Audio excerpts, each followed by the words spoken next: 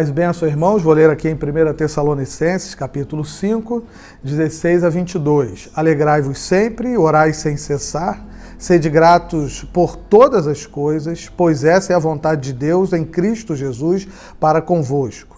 Não apagueis o espírito, não desprezeis as profecias, mas examinando tudo, conservai o que é bom. Evitai tudo o que é mal. Amém. A preocupação de Paulo com seus irmãos de Tessalônica era no sentido do risco que eles estavam correndo de ver a unidade da igreja sendo desfeita, descaracterizada. Por isso, aqui nesse texto, em sua carta, ele apresenta um conjunto de ações que iriam, através do poder do Espírito Santo, proteger a igreja, evitando que ela entrasse nesse colapso e vivesse como uma igreja dividida, distante.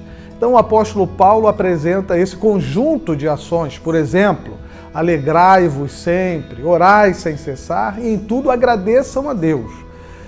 Com esse exemplo, escrevendo dessa forma aos seus irmãos, Paulo aponta dois caminhos para essa igreja a fim de que ela pudesse cumprir a sua missão de pregar o evangelho, adorar a Deus e cuidar dos mais pobres.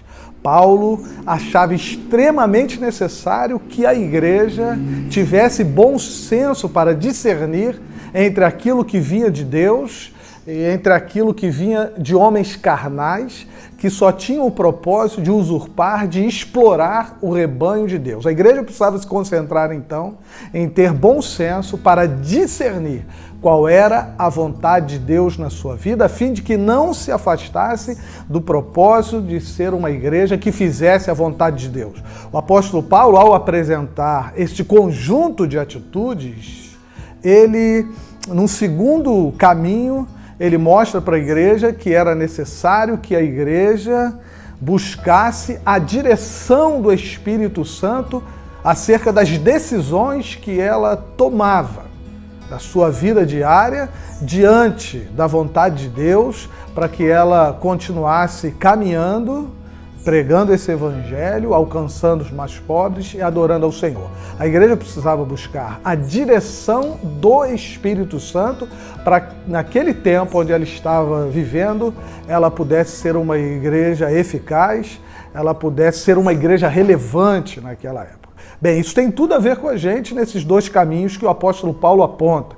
Primeiro, hoje também nós, diante de circunstâncias conturbadas que nos cercam, nós precisamos ter equilíbrio, irmãos. Nós precisamos ter muito bom senso para saber separar muito bem em relação ao que acontece à nossa volta, aquilo que é da vontade de Deus e aquilo que é da vontade dos homens, que é direção vinda de homens, principalmente homens carnais.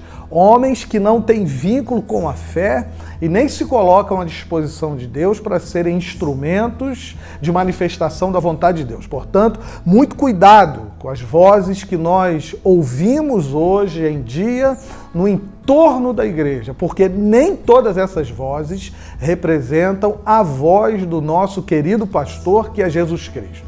E pairando algum tipo de dúvida, nós precisamos precisamos caminhar pelo segundo caminho que Paulo aponta, que é de procurar o Espírito Santo para encontrar nele a orientação, a direção que nós, como igreja, precisamos seguir neste tempo, assumindo o compromisso de orar, de clamar, de buscar ao Espírito Santo para que ele nos ajude a continuar na missão que ele mesmo nos entregou de pregar o evangelho, de adorá-lo, de cuidar dos mais pobres, de consolar os que estão sofrendo, de trazer alento àqueles que estão ansiosos e, quem sabe, até desesperados num momento tão difícil como esse que nós atravessamos.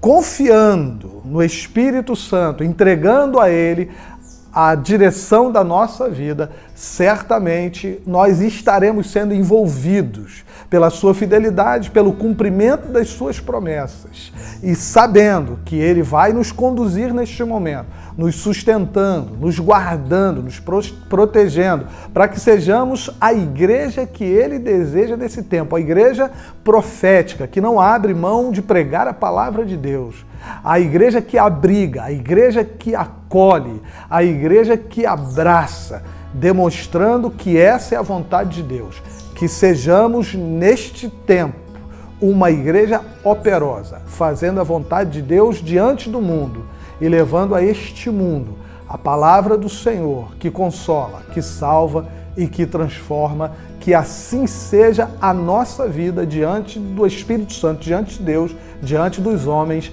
em nome de Jesus. Amém.